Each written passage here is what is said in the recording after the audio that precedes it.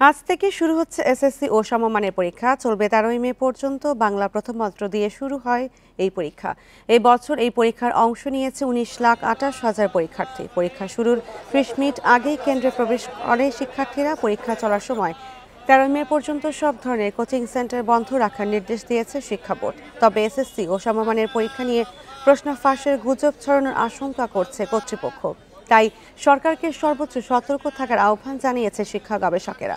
পরীক্ষা চলাকালে কেন্দ্রের সামনে অভিভাবকদের ভিড় না করারও আহ্বান শিক্ষা বোর্ডের।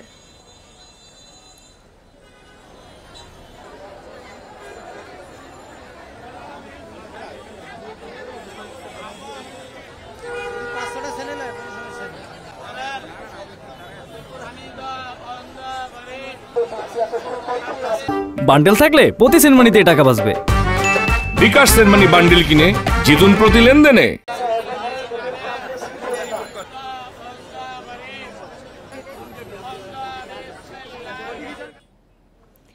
এ নিয়ে বিস্তারিত জানাতে ঢাকা ও চট্টগ্রাম থেকে যোগ দিচ্ছেন সহকর্মীরা। শুরুতেই রাজধানীর মতিঝিল থেকে যোগ দিচ্ছেন সহকর্মী নূরে আলম। নূরে আলম, পরীক্ষা তো শুরু হয়ে গেছে, সার্বিক ব্যবস্থাপনা কেমন দেখছেন? কারো কোনো অভিযোগ রয়েছে কিনা? সকাল 10টায় বাংলা প্রথম পত্র পরীক্ষার মধ্য দিয়ে এবারের এসএসসি পরীক্ষা শুরু হয়েছে। করোনার কারণে আমাদের যে স্বাভাবিক শিক্ষাসূচি সেটি অনেকটাই বিশৃঙ্খল হয়ে গেছে এবং সেখান থেকে এখনও শৃঙ্খলায় ফেরা সম্ভব হয়নি। কারণ স্বাভাবিক সময়ে এসএসসি পরীক্ষা অনুষ্ঠিত হয় ফেব্রুয়ারি মাসের একদম 1 ফেব্রুয়ারি পরীক্ষা শুরু হয়, কিন্তু করোনার পর থেকে এই পরীক্ষাটি নির্দিষ্ট সময় নেওয়া যাচ্ছে না। তারই ধারাবাহিকতায় এবার এপ্রিল মাসে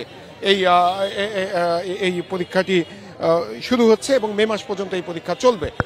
আর পরীক্ষার সময় যেই অভিযোগটি সবসময় থাকে কেন্দ্রের সামনে অভিভাবকদের উপচে পড়া ভিড়, এবারও সেই পরিস্থিতির কোনো উন্নতি নেই। আমরা দেখেছি যে কেন্দ্রগুলোর সামনে প্রচণ্ড যানজট, পরীক্ষার্থীদের ব্যাপক ভোগান্তিতে পড়তে হচ্ছে। অনেক পরীক্ষার্থী দূর থেকে এই যানজটের কারণে সময় মতো কেন্দ্রে আসার জন্য হেঁটে আসতেও আমরা দেখেছি।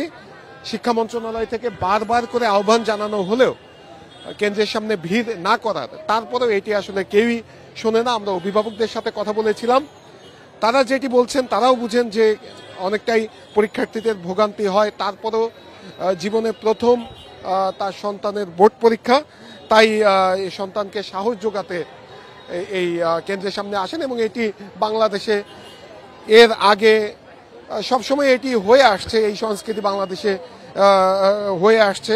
বোর্ড পরীক্ষার সময় অভিভাবকরা কেন্দ্রের সামনে আসেন, কিন্তু দেখা যাচ্ছে যে এক একজন পরীক্ষার্থীর সাথে 2-3জন করে অভিভাবক আসছেন, যার ফলশ্রুতিতে এই ভিড় আরও বাড়ছে। আর সব মিলিয়ে যদি বলি, পরীক্ষা নিয়ে এখন পর্যন্ত কোনো অভিযোগ নেই। প্রতি বছরই আমরা দেখি যে পরীক্ষার আগে সামাজিক যোগাযোগ মাধ্যমে প্রশ্নপত্র ফাঁসের গুজব ছড়ানো হয়। আর এবার আমরা সামাজিক যোগাযোগ মাধ্যমে সরকারের নানা বিষয় নিয়েই গুজব ছড়ানো হচ্ছে, তাই এবার এই গুজব ছড়ানোর সংখ্যা আরও বেশি বলে মনে করছেন শিক্ষা গবেষকরা। তাই শিক্ষা মন্ত্রণালয়কে বাড়তিভাবে সতর্ক থাকার আহ্বান জানিয়েছেন তারা। শিক্ষা মন্ত্রণালয় বলছেন যে কেউ যদি সামাজিক যোগাযোগ মাধ্যমে প্রশ্নপত্র ফাঁসের গুজব ছড়ায় তার বিরুদ্ধে কঠোর ব্যবস্থা নেওয়া হবে। সেই সঙ্গে পরীক্ষা সুষ্ঠুভাবে সম্পন্ন করার জন্য তাদের মনিটরিং টিম কাজ করছে, সামাজিক যোগাযোগ মাধ্যমে নজর রাখছেন, প্রতিটি কেন্দ্রে তারা পরিদর্শনে যাচ্ছেন। তো এই ছিল আমার কাছে এখানকার সবশেষ তথ্য।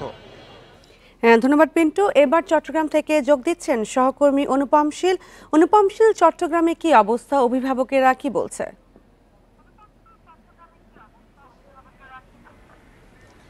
এখন থেকে মিনিট 5 আগে মূলত এই যে এসএসসি পরীক্ষার যে মূল পরীক্ষা যেটি সেটি শুরু হয়েছে। আমরা এখন চট্টগ্রামের ডাক্তার খাস্তগীর সরকারি বালিকা উচ্চ বিদ্যালয় কেন্দ্রে আছি এবং ইতিমধ্যে এখানে আমরা দেখছি যে সমস্ত শিক্ষার্থীরা পরীক্ষা দেওয়ার জন্য উপস্থিত হয়েছেন তারা কিন্তু পরীক্ষার হলে গিয়েছেন এবং শিক্ষকরা ইতিমধ্যে তাদের প্রশ্নপত্র দিয়ে পরীক্ষার যে কার্যক্রম সেটি শুরু হয়েছে।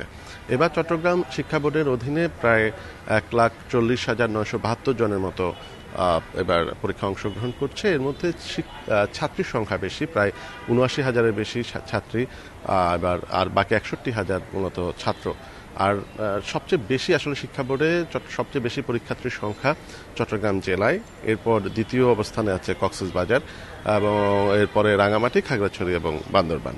তো শিক্ষা বোর্ডের পক্ষ থেকে যে অনুরোধটি করা হয়েছিল যে আধা ঘন্টা আগে যাতে পরীক্ষার হলে কাগজপত্র নিয়ে সবাই আসে, এবং সেই প্রেক্ষাপটে আমরা দেখেছি যে অনেকে এসেছেন, তবে আবার কেউ কেউ আছেন যে একেবারে শেষ মুহূর্তে পরীক্ষার হলে পৌঁছেছেন, তাড়াহুড়া হয়েছে, অনেকে পরীক্ষায় প্রবেশপত্র এবং রেজিস্ট্রেশন কার্ড সেটি ভুলে রেখে এসেছেন, সেটি নিয়েও তাড়াহুড়া হয়েছে। তবে এখানে আমরা দেখেছি যে কেন্দ্র সচিব যিনি আছেন তার নেতৃত্বে এখানকার যারা কেন্দ্র সংশ্লিষ্ট আছেন তারা, এবং পাশাপাশি বাইরে পুলিশের পক্ষ থেকেও কিন্তু বেশ তৎপর অবস্থা দেখা গেছে। অর্থাৎ কোনো শিক্ষার্থী যদি তাদের কাগজপত্র কিছু ফেলে আসছেন, আমরা দেখেছি যে পুলিশের পক্ষ থেকেও কিন্তু অতি দ্রুত যাতে সেই কাগজপত্র নিয়ে আসা যায় সেই ব্যবস্থাটি করা হয়েছে।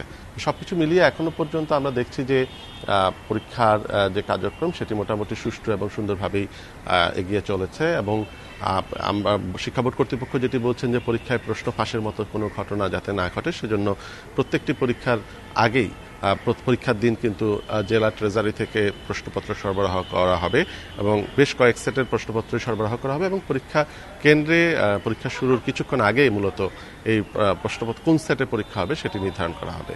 তো তার ফলে আসলে তারা আশা করছেন যে এই ধরনের কোনো অপ্রীতিকর ঘটনা বা পরিস্থিতি তৈরি হবে না।